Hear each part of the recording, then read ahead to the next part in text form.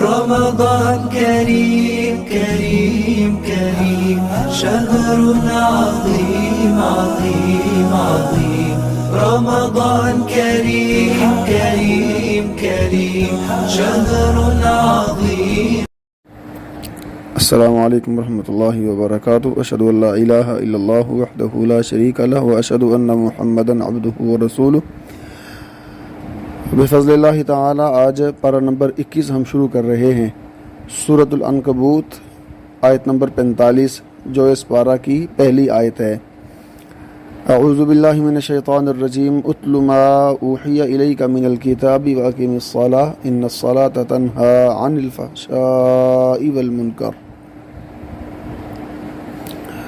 اس آیت میں اللہ رب العزت نے دو باتوں کا حکم دیا ہے کہ تلاوت کرنی ہے اور نماز قائم کرنی ہے. تلاوت کرنا یہ ہمارے لیے لازمی ہے. قرآن کے حقوق میں سے ایک حق یہ بھی ہے کہ ہم قرآن حکیم کو تلاوت کریں. قرآن حکیم کو تلاوت کرنا دو طرح سے ہے. ایک تو ہے قرآن پاک کو صرف تلاوت کرنا، اس کے مفہوم کو ساتھ ادا نہ کرنا، ترجمہ ساتھ نہ پڑھا جائے. تو صرف تلاوت کرنا بھی باعث اجر ہے، جیسا کہ حدیث میں آیا ہے کہ رسول اللہ صلی اللہ علیہ وسلم نے فرمایا کہ جو بندہ قرآن پاک کا ایک حرف پڑھتا ہے تو اس کو ایک حرف کے بدلے 10 نیکیاں ملتی ہیں. جامع ترمذی کی روایت. اور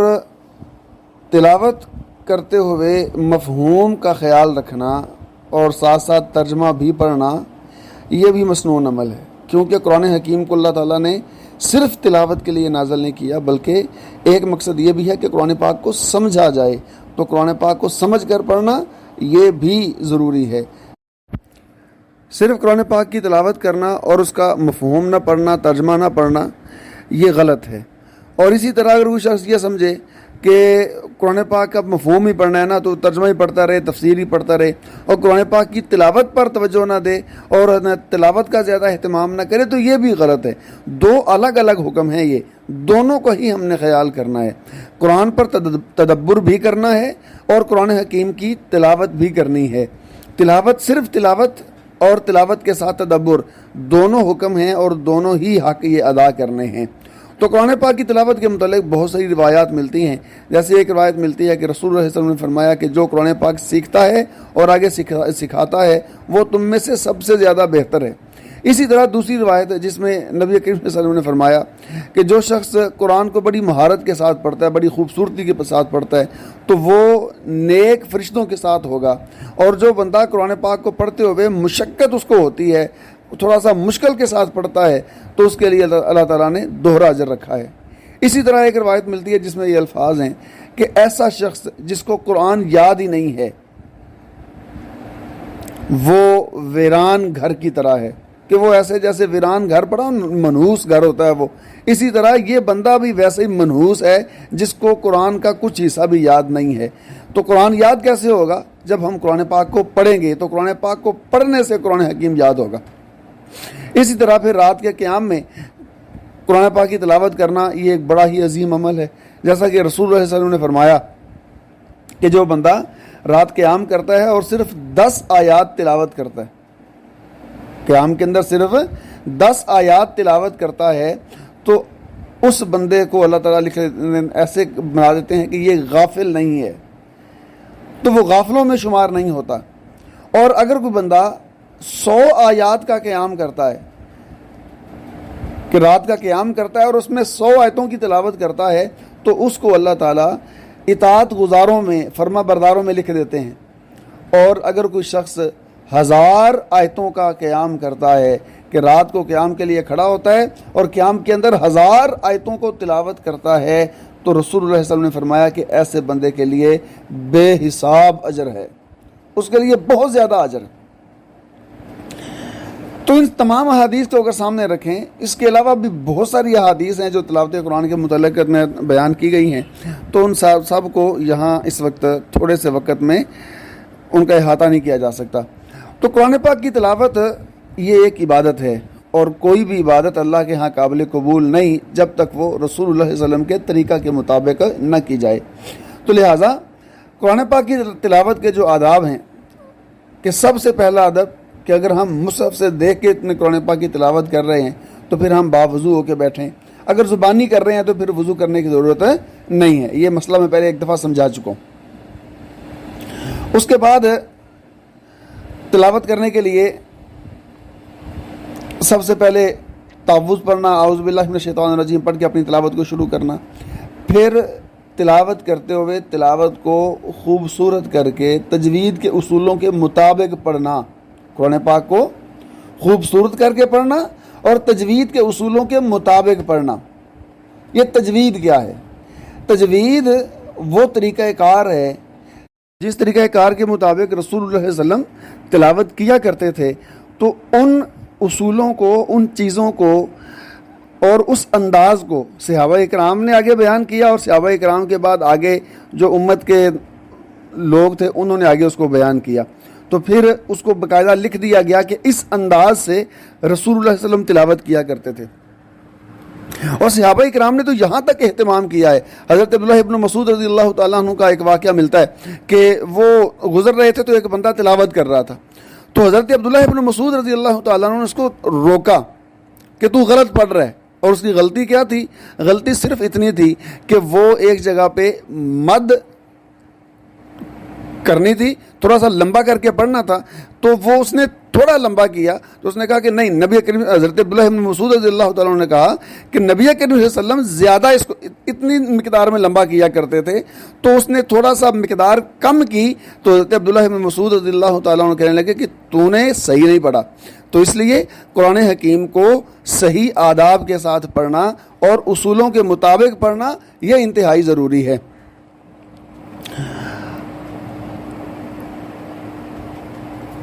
اور اس کے بعد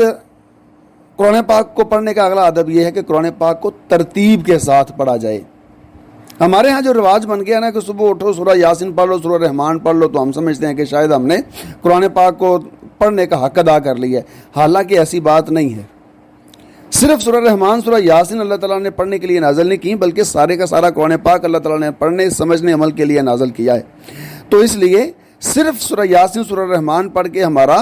فرض ادا نہیں ہوگا، حق پورا نہیں ہوگا، بلکہ قرآن پاک کی تلاوت کا جو مسنون طریقہ کار ہے، جو صحابہ کرام جس طریقہ کار کو اختیار کرتے تھے، نبی کریم صلی اللہ علیہ وسلم جو انداز اختیار کرتے تھے، وہ یہی تھا کہ قرآن پاک کو پہلے پارے سے شروع کیا جائے اور والناس تک مکمل کیا جائے، اور جتنا ہو سکے جلدی سے جلدی قرآن پاک کا دور مکمل کیا جائے۔ صحابہ کرام کا معمول یہ تھا کہ وہ کچھ صحابہ کرام تو 3 دن میں قرآن پاک مکمل کر لیتے تھے، اور اکثر صحابہ کی روٹین یہ تھی کہ ہفتے میں یا 1 مہینے میں قرآن پاک مکمل ہو جاتا۔ تو اس طریقے سے وہ زیادہ سے زیادہ قرآن پاک کی تلاوت کرتے۔ تو آج ہماری صورتحال یہ ہے کہ ہم تو قرآن پاک بالکل پڑھتے ہی نہیں ہیں، پورا سال گزر جاتا ہے اور قرآن پاک کو ہاتھ تک نہیں لگاتے ہیں۔ اور اگر ہمارا قرآن پاک سال میں 1 مرتبہ 1 دفعہ بھی دور پورا نہ ہو تو پھر سمجھے کل قیامت والے دن قرآن ہمارے حق میں گواہی دے گا۔ تو کیا نبی کریم صلی اللہ علیہ وسلم یہ بات نہیں کہیں گے کہ یا اللہ میری قوم نے قرآن کو چھوڑ دیا تھا؟ تو کیا یہ قرآن کو چھوڑنا نہیں ہے کہ بندہ قرآن پاک کو ہاتھ ہی نہ لگائے؟ اور ایک حدیث آتی ہے، رسول اللہ صلی اللہ علیہ وسلم نے فرمایا کہ اپنے گھروں کو قبرستان نہ بناؤ، بلکہ اپنے گھروں میں قرآن پاک کی تلاوت کیا کرو۔ یعنی اگر ہم اپنے گھروں کو نوست سے پاک کرنا چاہتے ہیں، اپنے گھروں سے پریشانیاں، مصیبتیں ختم کرنا چاہتے ہیں، اور اللہ تعالیٰ کی رحمتوں کا نزول چاہتے ہیں، تو پھر ہمیں قرآن پاک کی تلاوت کرنی ہے۔ اور جب ہم قرآن پاک کی تلاوت اللہ کو راضی کرنے کے لیے کریں گے، اللہ کا حکم سمجھنے کے لیے کریں گے، نبی کریم صلی اللہ علیہ وسلم کے طریقے، اصول اور ضابطے کے مطابق قرآن پاک کی تلاوت کریں گے، تو پھر اس کا نتیجہ اور فائدہ یہ ہوگا کہ اللہ تعالیٰ ہم سے راضی ہو جائیں گے، اللہ تعالیٰ کی رحمتیں ملیں گی، قرآن پاک کا حق ادا کرنے کی وجہ سے ہمیں اجر و ثواب بھی ملے گا۔ تو اس لیے روزانہ قرآن پاک کی تلاوت کرنا، پابندی کے ساتھ قرآن پاک پڑھنا، یہ ہمارے لیے ضروری ہے۔ اس کے بعد دوسرا حکم کہ نماز قائم کرو، اور ساتھ ہی فائدہ بتا دیا کہ ان الصلاۃ تنہی عن الفحشاء والمنکر، کہ نماز جو ہے وہ برائی اور بے حیائی کے کاموں سے روکتی ہے۔ اور یہ نماز کس وقت روکتی ہے؟ جب نماز کو سنت کے مطابق ادا کیا جاتا ہے، جب نماز کو پوری توجہ کے ساتھ خشوع اور خضوع کے ساتھ ادا کیا جاتا ہے، جب نماز ادا کرتے ہوئے ہمارے خیالات نہیں بھٹکتے بلکہ پوری توجہ نماز کے اندر ہمارے ہوتی ہے، اور جب نماز ادا کرتے ہوئے ہماری طہارت مکمل ہوتی ہے، اور جب اللہ کی رضا کے لیے ہم نماز ادا کرتے ہیں اور نماز کے الفاظ اور معانی پر غور کرتے ہوئے نماز ادا کرتے ہیں۔ آج نماز کے اندر غور اور فکر ہمارا کیوں نہیں ہوتا؟ وجہ یہی ہوتی ہے کہ ہمیں نماز کی دعائیں تو یاد ہیں لیکن ہمیں یہ نہیں معلوم ہم اس مالک سے کہہ کیا رہے ہیں، کیونکہ نماز پڑھنا تو اللہ تعالیٰ کے ساتھ باتیں کرنے جیسا عمل ہے نا، کہ اگر کوئی شخص نماز پڑھ رہا ہے تو ایسے ہے جیسے وہ اللہ تعالیٰ کے ساتھ بات کر رہا ہے، اور اللہ تعالیٰ کے ساتھ بات کر رہا ہو لیکن اس کو پتہ ہی نہ ہو کہ میں اللہ سے کیا بات کر رہا ہوں، میں اللہ سے کیا مانگ رہا ہوں، اللہ کے سامنے کیا گزارش کر رہا ہوں، کیا عرض کر رہا ہوں، تو پھر ایسے بندے کی نماز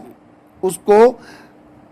عملی اعتبار سے کوئی فائدہ نہیں دیتی، اس کو گناہوں سے نہیں روکتی۔ لیکن جب نماز پوری توجہ کے ساتھ پڑھی جائے، خشوع خضوع کے ساتھ پڑھی جائے، پورے اہتمام کے ساتھ پڑھی جائے، اور نماز کی پابندی کی جائے اور پوری حفاظت کے ساتھ نماز کو ادا کیا جائے، تو پھر اور جہاں بہت سارے فائدے ملتے ہیں، ان فائدوں میں سے ایک فائدہ یہ بھی ہے کہ نماز کی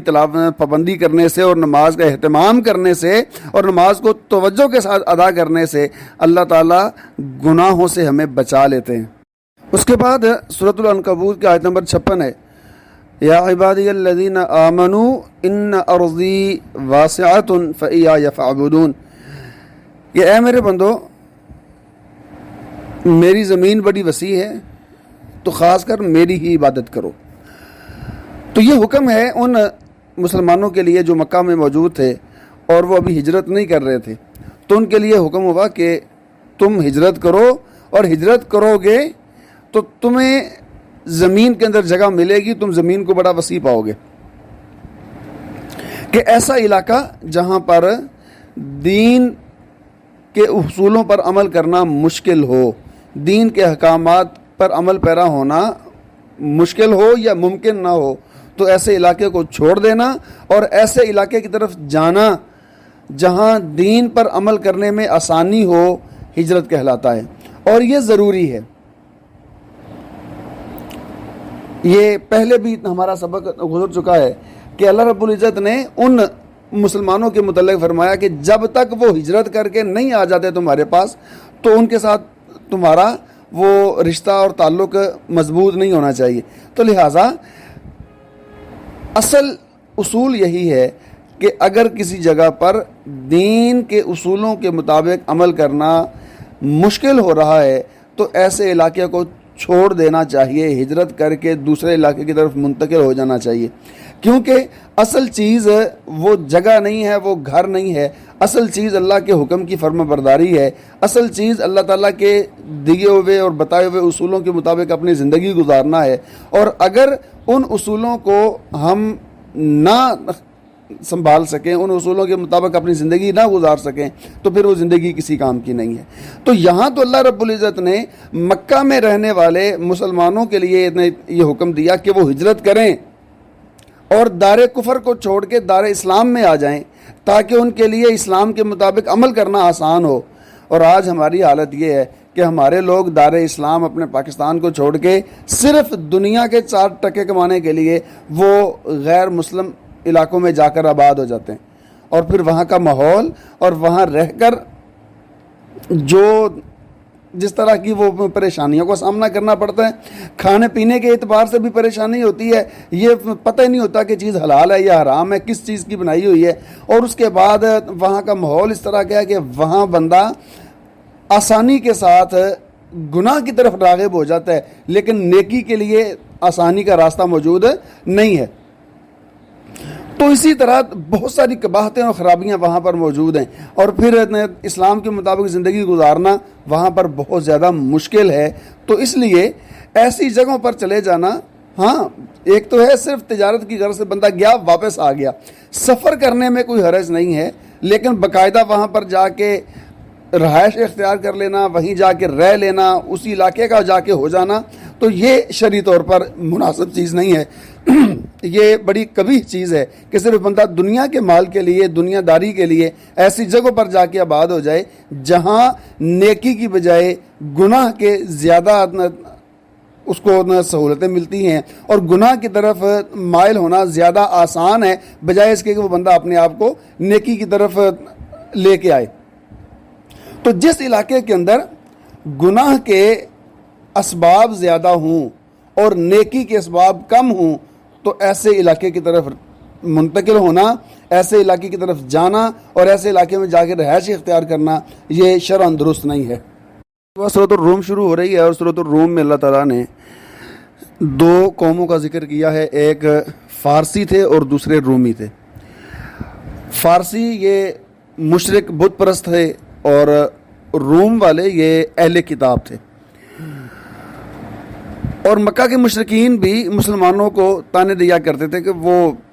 تمہارے رومی جو ہیں، تمہارے اہل کتاب، تمہارے مذہبی بھائی وہ فارسیوں سے پریشان ہیں اور وہاں شکست کھا رہے ہیں، تو تمہارے ساتھ بھی یہی ہونا ہے کہ تم نے بھی ساری زندگی نہ ہمارے نیچے لگ کے رہنا ہے۔ تو اللہ تعالیٰ نے پھر مسلمانوں کو حوصلہ دینے کے لیے یہ بات بیان کی کہ عنقریب اللہ تعالیٰ رومیوں کو فتح دیں گے۔ تو جب یہ بات نبی کریم صلی اللہ علیہ وسلم نے یہ آیات پڑھی تو مشرکین مکہ نے مذاق اڑایا، لو جی دیکھو اب رومیوں کی فتح کی بشارت دی جا رہی ہے۔ تو سیدنا صدیق اکبر رضی اللہ تعالیٰ عنہ نے کہا کہ اگر نبی صلی اللہ علیہ وسلم نے یہ بات کہی ہے تو پھر ایسا ہی ہوگا۔ تو مشرکین نے حضرت ابوبکر صدیق رضی اللہ تعالیٰ عنہ کے ساتھ شرط رکھی کہ اگر رومی غالب آ گئے تو ہم تمہیں اتنے اونٹ دیں گے، اور اگر رومیوں کو غلبہ نہ ہوا تو پھر تم ہمیں اتنے اونٹ دو گے۔ ایک شرط لگائی، ایک جوا لگایا۔ حضرت ابوبکر صدیق رضی اللہ تعالیٰ عنہ کیونکہ ہاں کر بیٹھے تھے تو پھر نبی کریم صلی اللہ علیہ وسلم نے اس شرط کو باقی رکھا۔ لیکن یہاں یہ بات سمجھانی ضروری ہے کہ حضرت صدیق اکبر رضی اللہ تعالیٰ عنہ کی یہ جو شرط تھی یہ جوے کی حرمت سے پہلے تھی، اس سے پہلے ابھی تک جوے کو حرام نہیں کیا گیا تھا۔ تو اسی لیے سیدنا صدیق اکبر رضی اللہ تعالیٰ عنہ نے اللہ تعالیٰ کی بات کو سچا ثابت کرنے کے لیے اور نبی کریم صلی اللہ علیہ وسلم کی بات کی تصدیق کرنے کے لیے ان کافروں کے ساتھ شرط لگا لی۔ لیکن حضرت ابوبکر صدیق رضی اللہ تعالیٰ عنہ کے اس واقعہ کو دلیل بنا کے ہم آج کسی چیز میں شرط نہیں لگا سکتے ہیں، جوا نہیں لگا سکتے۔ جس طرح اکثر ہمارے جوان جب کوئی کھیل وغیرہ کھیلتے ہیں تو چھوٹی سی چھوٹی بات بھی جو نا ان کو بیٹ کے بغیر وہ اپنی کوئی بھی کھیل نہیں کھیلتے، یہاں تک کہ اگر دو بھائی بھی گھر کے اندر کوئی گیم کھیل رہے ہیں نا تو وہ بھی کہتے ہیں کہ بھائی پہلے کھانے کی کوئی چیز لگاؤ، کوئی بوتل لگاؤ، کوئی برگر شورما وغیرہ یہاں بیٹ پہ لگاؤ پھر کھیلیں گے، ویسے کھیلنے کا مزہ ہی نہیں آتا۔ لیکن یہ چیز حرام ہے، جوا لگا کے کھیلنا، شرط لگا کر کھیلنا یہ حرام ہے۔ اور جوا ہے کیا؟ جوا کہتے ہیں اس کو قرآن پاک میں میسر کہا گیا ہے، اور عام اس کے لیے اردو میں لفظ کمار بازی بھی اس کے لیے بولا جاتا ہے۔ جوا، کمار بازی اور میسر کیا چیز ہے کہ اپنا مال، روپیہ پیسہ ایسی جگہ پر لگانا جہاں پر سارے کے سارے مال کا نقصان یا پھر بہت زیادہ فائدے کا لالچ ہو، سارے کا سارا مال نقصان ہونے کا خطرہ یا پھر بہت زیادہ نفع کا لالچ ہو، تو ایسے طریقے سے مال کو لگانا وہ جوا کہلاتا ہے۔ اور خاص کر کے جب اس میں کوئی محنت مشقت نہ ہو۔ اور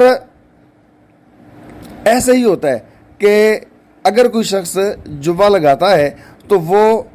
دو ذہن بنا کے بیٹھتا ہے، یا تو سارے میرے ضائع ہو جائیں گے یا پھر بہت سارے یہ پیسے اپنے ساتھ اور بھی پیسے لے کے آئیں گے، رقم لے کے آئیں گے۔ تو جوا لگانا یہ درست نہیں ہے۔ اللہ رب العزت نے اس کو شیطانی عمل کہا ہے، اور یہ چھوٹے لیول پر ہو، بڑے لیول پر ہو، تھوڑی مقدار میں ہو، زیادہ مقدار میں ہو، کسی صورت بھی جائز نہیں ہے۔ ایک صورت آج کل ہمارے جو نا پڑھے لکھے جو مذہبی لوگ ہیں وہ انہوں نے نکال لی اپنی طرف سے۔ وہ کیا ہے؟ بیٹ لگائی جاتی ہے اور بیٹ لگانے کے بعد کوئی چیز وہ کھانے والی لے آتے ہیں، اور اس کے بعد کہا یہ جاتا ہے، مثال کے طور پر شرط یہ لگائی جاتی ہے کہ جو ٹیم ہارے گی وہ بریانی کھلائے گی، لیکن جب کھانے کے لیے بیٹھتے ہیں تو پھر ہارنے اور جیتنے والے دونوں مل کے کھاتے ہیں، اور پھر یہ ایک جواز پیش کیا، جی ہم جیتنے والے اکیلے تھوڑے کھاتے ہیں، جو ہار رہے ہیں ان کو بھی ہم ساتھ بٹھا کے کھلا رہے ہیں جی، لیکن شرط جو تھی نا کہ ہارنے والا کھلائے گا، یہ شرط ہی تو جوا ہے، یہی تو قمار بازی ہے، اور یہ صورت بھی جائز نہیں ہے، یہ حرام ہے۔ اور اگر کوئی شخص ایسا کرتا ہے کہ وہ جوے کی رقم سے حاصل ہونے والے اتنے پیسوں سے کوئی چیز کھاتا ہے، چاہے وہ ہارنے جیتنے والے دونوں مل کے کھائیں، چاہے وہ جیتنے والا اکیلا کھائے، اگر ایسا کرتا ہے تو وہ حرام کھا رہا ہے، اور حرام کھانے کا گناہ احادیث کے اندر بہت زیادہ بیان ہوا ہے، اور ان گناہوں میں سے ایک گناہ یہ کہ حرام کھانے والے کی عبادت اللہ تعالیٰ قبول نہیں کرتے۔ حرام کھانے والے کا حرام کی کمائی کا صدقہ قبول نہیں ہوتا، حرام کھانے والے کی دعا قبول نہیں ہوتی، اور حرام کھانے والے کی عبادت اللہ تعالیٰ کے ہاں قبول نہیں ہوتی۔ لہٰذا اس طرح کی چیزوں سے ہمیں بچنا ہے۔ صرف وقتی تھوڑی بہت اپنی لذت کے لیے، تھوڑا سا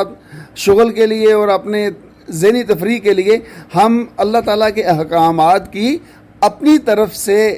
تعویل اور تحریف نہیں کر سکتے، اپنے طور پر ہم کوئی معنی اس کا بیان نہیں کر سکتے، بلکہ جس چیز کے اندر شک و شبہ بھی ہو اس سے بھی بچنا ضروری ہے۔ یہ تو بالکل واضح جوا اور قمار بازی ہے۔ اگر کسی میں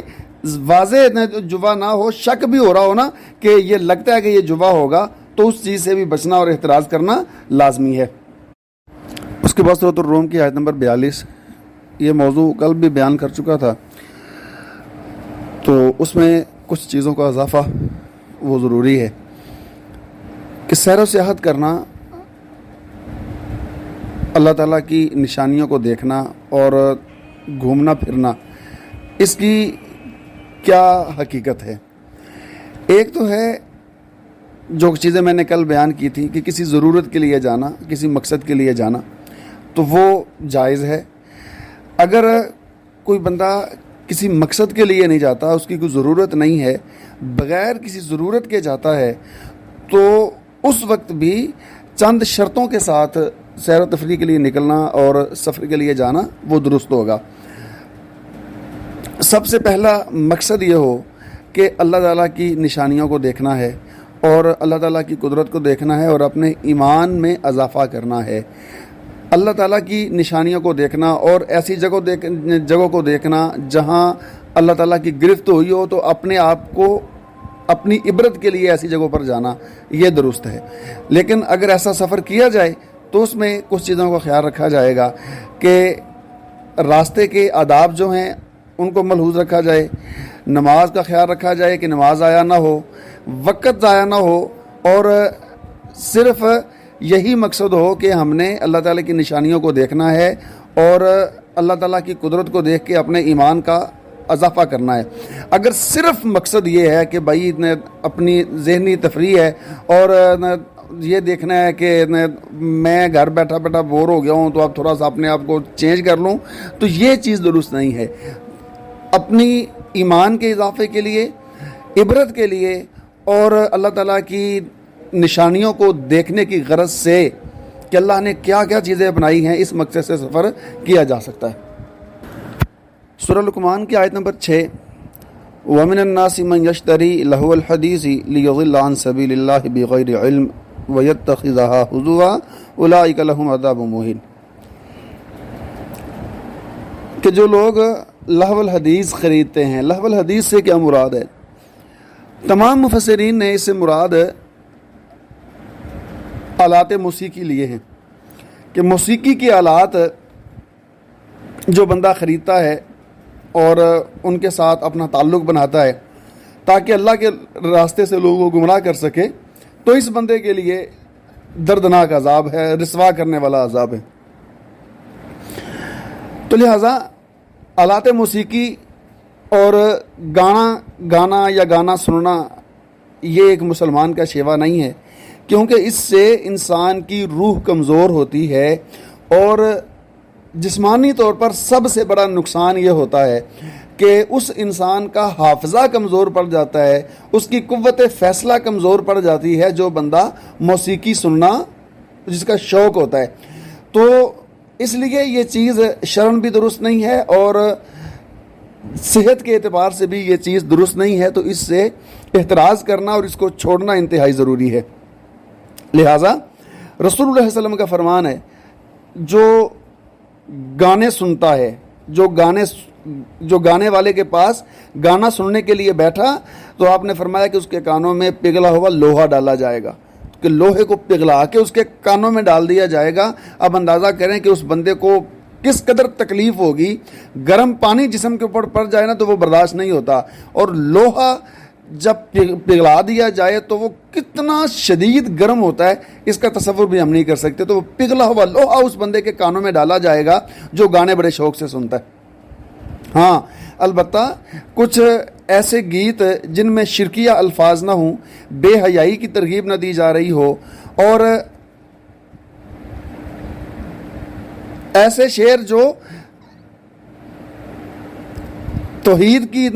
اور رسالت نبی صلی اللہ علیہ وسلم کی شان کے لیے ہوں، تو ایسے اشعار پڑھنے کی کوئی مذمت نہیں ہے، ایسے اشعار پڑھے جا سکتے ہیں۔ بلکہ نبی کریم صلی اللہ علیہ وسلم کے پاس ایک عید کے موقع پر مدینے کی کچھ بچیاں آئیں اور انہوں نے وہ شعر آپ کے پاس پڑھ رہی تھیں، کچھ تو جہادی شعر تھے، تو ایسے اشعار وہ پڑھ رہی تھی، تو نبی صلی اللہ علیہ وسلم وہ اشعار سن رہے تھے، کیونکہ خوشی کا موقع تھا، تو آپ نے ان بچیوں کو منع نہیں کیا۔ اور ایک موقع پر آپ کے پاس بچیوں نے دف بھی بجایا، اور دف کیا ہوتا ہے؟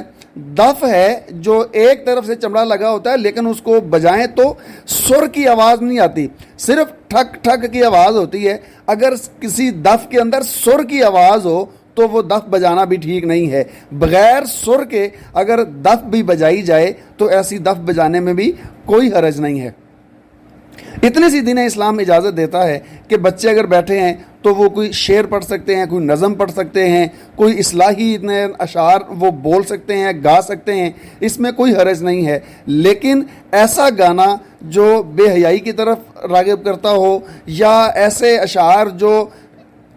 شرکیہ الفاظ ہوں، جس طرح اکثر قوالیوں میں بہت زیادہ شرکیہ الفاظ ہوتے ہیں، تو اس طرح کی چیزوں کا سننا یہ گناہ کا باعث ہے، عذاب کا باعث ہے، اور سزا یہ ہے کہ ایسے بندوں کے کان میں پگھلا ہوا لوہا ڈالا جائے گا، اور اس کے بعد پھر جو اس کی درگت بنے گی ہم اندازہ بھی نہیں کر سکتے۔ آج کے سبق کی آخری بات، ویسے تو چیزیں اور بھی بہت ہی بات بیان کرنے والی، لیکن ٹائم کم ہونے کی وجہ سے یہ صرف آخری بات بیان کر رہا ہوں۔ سورہ سجدہ کی آیت نمبر 16 ہے، تتجافى جنوبهم عن المضاجع يدعون ربهم خوفا وطمعا ومما رزقناهم ينفقون، کہ مومنوں کی علامت یہ ہے کہ وہ اپنے بستروں سے اپنے پہلوؤں کو الگ رکھتے ہیں، یعنی وہ زیادہ سوتے نہیں ہیں، صرف اپنے جسم کی تھکاوٹ اتارنے کے لیے اور تھوڑا سا آرام پہنچانے کے لیے وہ بستروں پر جاتے ہیں، سوتے ہیں، لیکن ان کا باقی کا وقت جو ہے وہ اللہ تعالیٰ کی عبادت میں اور ذکر کے لیے گزرتا ہے۔ بستروں سے علیحدہ ہونا اور جاگنا یہ دو صورتوں میں ہو سکتا ہے، یا تو کوئی بندہ رات تہجد کی نماز کے لیے جاگتا ہے اور قیام کرتا ہے، یا دوسری صورت یہ ہے کہ وہ ذکر کرتا ہے۔ دونوں صورتیں ہی موجود ہیں کہ ایک بندہ رات کو اس نے زیادہ دیر وہ قیام تو نہیں کر سکتا، لیکن وہ اللہ کے حضور بیٹھ کے ذکر اذکار کرتا ہے، قرآن پاک کی تلاوت کرتا ہے، اللہ سے دعائیں کرتا ہے، تو یہ بھی اسی حکم میں آئے گا۔ اور ایک بندہ اگر لمبا قیام کر سکتا ہے، جس طرح نبی کریم صلی اللہ علیہ وسلم بڑا لمبا قیام کیا کرتے تھے، تو قیام کرنا بھی مشروع ہے، اور ویسے اللہ تعالیٰ کے ذکر کے لیے اور تلاوت کے لیے اور دعا کے لیے جاگنا یہ بھی اسی آیت کے ضمن میں آئے گا۔ ایک حدیث ہے، رسول اللہ صلی اللہ علیہ وسلم نے فرمایا کہ کیا میں تم کو خیر کے دروازے کے متعلق نہ بتاؤں؟ تو پھر آپ نے 3 چیزیں بیان فرمائیں۔ آپ نے فرمایا کہ روزہ ڈھال ہے، اور صدقہ جہنم کی آگ کو بجھانے والا ہے، اور رات کی نماز یہ بھی خیر کا دروازہ ہے۔ یعنی 3 آپ نے خیر کے دروازے بیان فرمائے، روزہ، صدقہ اور رات کی نماز جو تہجد کی نماز ہے۔ رات کا قیام ہمیں ہر صورت کرنا چاہیے، اور یہ ایک دفعہ پہلے بھی میں سبق میں بیان کر چکا ہوں کہ رات کا قیام اس کا وقت عشاء کی نماز سے لے کے فجر کی اذان تک، فجر طلوع ہونے تک ہوتا ہے۔ اس میں جب بھی ہمیں وقت ملے ہم رات کا قیام کر سکتے ہیں، اور لازمی نہیں ہے کہ ہم نے 11 رکعتیں ہی پوری کرنی ہے، اللہ توفیق دے تو 2-4 نفل بھی پڑھے جا سکتے ہیں۔ اور اگر کسی کے پاس اتنی فرصت نہیں ہے، اس کو پورے دن کی مصروفیت زیادہ ہے، رات تھکاوٹ زیادہ ہو جاتی ہے، اس نے دیکھا کہ نہیں وہ اتنا رات کو قیام کر سکتا، تو اتنا تو کم از کم ہم کر سکتے ہیں نا کہ رات کو سوتے ہوئے ہم وضو کریں اور وضو کر کے 2 نفل پڑھ کے سو جائیں۔ اب اس کا فائدہ کیا ہوگا؟ پہلا فائدہ تو یہ ہوگا کہ چاہے 2 نفل پڑھے رات کا قیام لکھا گیا۔ دوسرا فائدہ یہ ہوگا کہ ہم باوضو سو گئے، اور باوضو جو بندہ سوتا ہے اس کے لیے یہ فضیلت موجود ہے۔ رسول اللہ صلی اللہ علیہ وسلم نے فرمایا کہ جو شخص رات کو باوضو سوتا ہے اور اس کے بعد رات کسی وقت اس کو اگر جاگ آتی ہے تو اللہ تعالیٰ سے دنیا اور آخرت کی بھلائی کی جو بھی دعا مانگتا ہے اللہ تعالیٰ اس کی دعا کو قبول کر لیتے ہیں۔ لہٰذا رات کو جب ہم 2 نفل پڑھ کے سوئیں گے تو باوضو سوئیں گے تو پھر ایک اور موقع مل جائے گا، رات کو کسی بھی وقت ہم اللہ تعالیٰ سے کوئی دعا کرتے ہیں تو وہ دعا ہماری قبول ہو جائے گی۔ اور پھر اگر کوئی شخص اتنا بھی نہیں کر سکتا کہ وہ رات کو سوتے ہوئے 2 نفل پڑھ لے تو اس کو کم از کم یہ ضرور چاہیے کہ وہ عشاء کی نماز اور فجر کی نماز باجماعت ادا کرے۔ رسول اللہ صلی اللہ علیہ وسلم نے فرمایا کہ جو شخص عشاء کی نماز اور فجر کی نماز باجماعت ادا کرتا ہے اس کے لیے بھی اللہ تعالیٰ پوری رات کا قیام کا اجر لکھتے ہیں، ثواب لکھا جاتا ہے۔ تو مرد تو اس بات کا اہتمام کر سکتے ہیں کہ وہ مسجد میں جا کے نماز پڑھتے ہیں اور باجماعت فجر کی اور عشاء کی نماز پڑھ سکتے ہیں، بلکہ مردوں کے لیے تو باجماعت نماز پڑھنا فرض ہے۔ مردوں کے لیے مسجد میں جا کے باجماعت نماز پڑھنا فرض ہے، اور اگر کوئی مرد باجماعت نماز ادا نہیں کرتا تو وہ گنہگار ہے۔